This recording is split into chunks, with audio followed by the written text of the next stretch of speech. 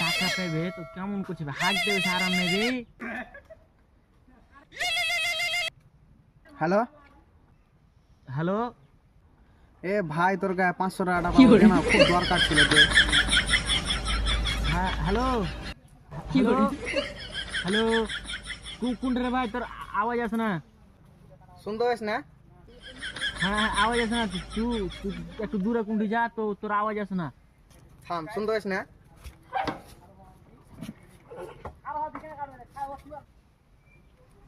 তোর আওয়াজ